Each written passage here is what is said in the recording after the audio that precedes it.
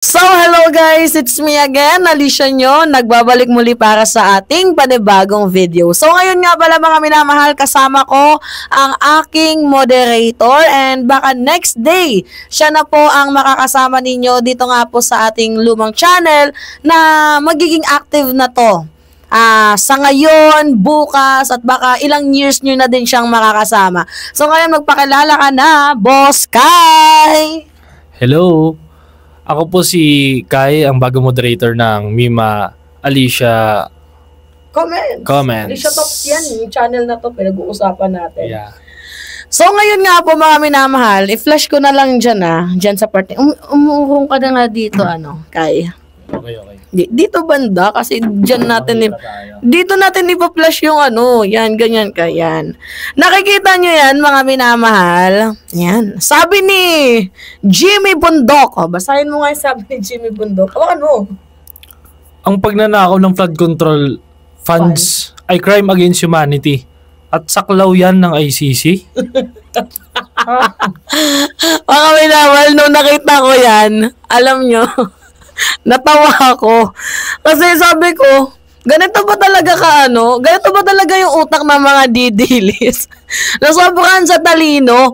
Like, di ba, mapapaisip ka na lang, flood control. Ano yung kinalaman ng flood control dito sa International Criminal Court? Kasi sa aking pagkakaalam, kapag sinabing International Criminal Court or ICC, Yung mga mga ikaw na. yung pagpatay, di ba? Ano pa? Genocide, di ba?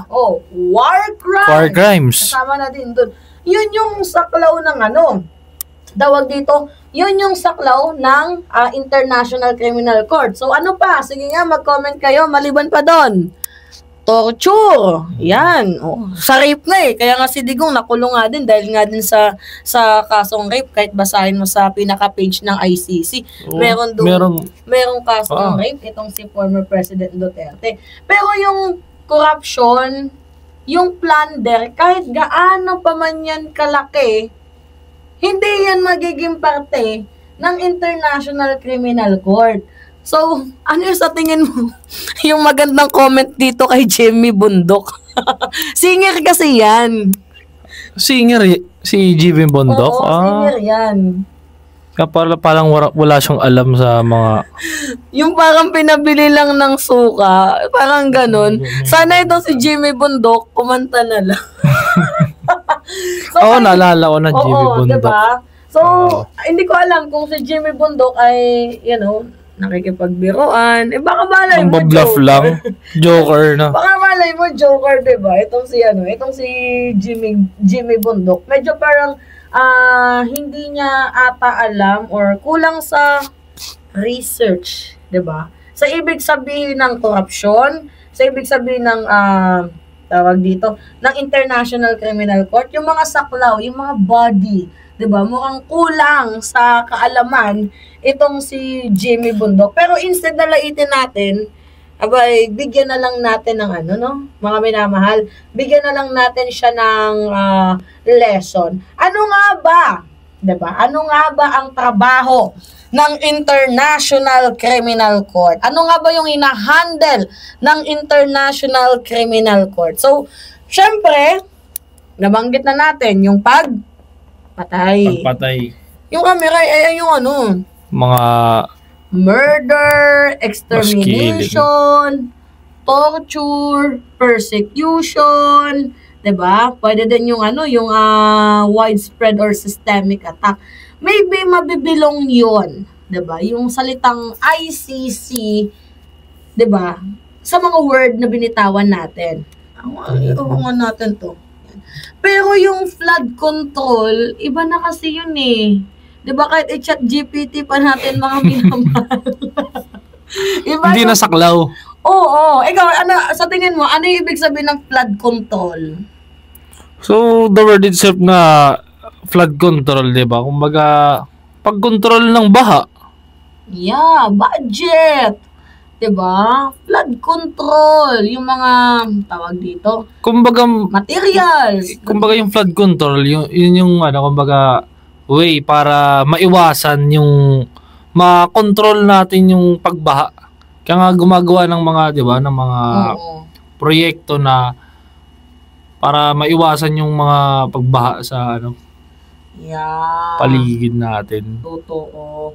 Pero kung gusto ni Jemmy, Jimmy kung Bondok. gusto ni Jimmy Bundok ng tinatawag na accountability or ng public transparency, bakit hindi nila i-call out yung 51 billions, diba, na project, 51 billion funds ni Pulong Duterte nung siya ay kongresista habang nung mga panahon na yon ay pandemic. Kuya, kung alam mo lang, nasa yung itaas mo yan. Kasi hindi yan naririnig pag nasa ilalim. Alam mo ba, nung panahon ng pandemic, di ba, pandemic? Oh. Alam mo kung ano nangyari nung panahon ng pandemic? Nagkaroon sila ng limpak-limpak na salapi. Ganon? Yeah, pandemic yun eh. Pandemic yun imagine nagkukulang tayo ng ospital, ng medisina, ng face mask, ng gamot. Pero inuulan sila ng buti nasisigmura nila yun. Nasisigmura nila yun. Yeah. Diyan sila magaling eh. 'Di ba sa paghingi ng ng confidential funds. Oy, by the way nga pala kay Senator Rodante Marcoleta.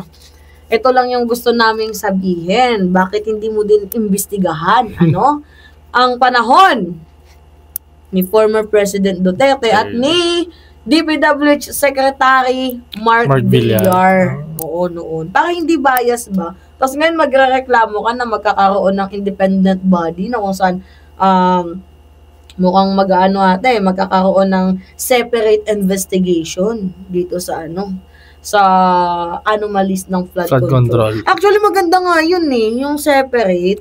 Para sa'yo. Maganda naman siya para makita natin yung yung data kung ano yung pinagkaiba ng investigation para magkaroon ng transparency, di ba? Yeah. At bukod pa doon, syempre alam naman natin na itong si Senator Rodante Marcoleta ay medyo nandoon umaalign sa kabila. So, dapat galingan niya kasi baka malay mo dito sa independent body na hahawakan, I think. Sana nandiyan si Trillanes. Sa tingin mo, sino yung mga gusto mong nandoon? Nandoon si Trillanes, si De Lima, yung mga mag-iimbestiga na dyan. Sino pa? Diba si Tito Soto, si Lacson. Kung sakali man na mabigyan ng mga tao, yung mga taong mailagay dyan sa independent body na yun na gagawin, diba? Para dito sa dito sa tawag dito sa pag-imbestiga ng flood control sa mga minamahal, yung sinasabi ko nga sa inyo, magkakaroon ng fairness lang dito kasi the fact na itong sino yan? Si Rodante Marcoleta medyo kumikiling 'di ba sa kabila. So kailangan niyang galingan kasi baka malay mo yung mga kalaban niya lang yung imbestigahan, 'di ba? Samantalang sa kabila, lahat walang sasantuin kahit kongresista. Oh. Ano pa? Senador.